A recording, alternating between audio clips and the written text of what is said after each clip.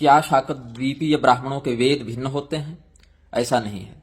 जहां भविष्य पुराण में शाकद्वीपियों के भिन्न वेद का वर्णन है, वहां वेद की भिन्न संज्ञा का वर्णन है।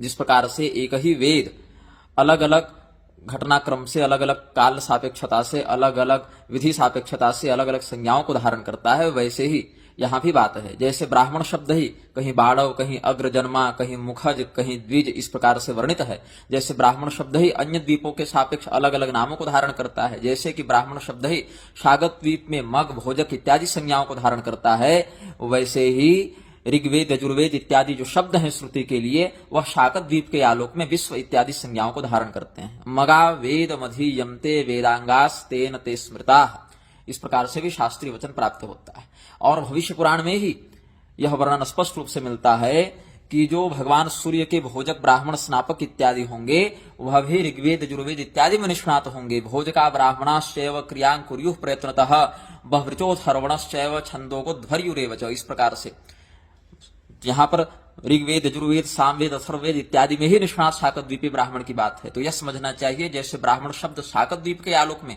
मग, भोजक इत्यादि संज्ञाओं को प्राप्त होता है, वैसे ऋग्वेद आदि, विश्व वेद आदि संज्ञाओं को प्राप्त होते हैं। किंतु वेद की परंपरा से अनभिज्ञ मूर्खजन प्रलाप करते हुए शाकद्वीपियों के प्रति तिरस्कार की भाषा रखते हैं।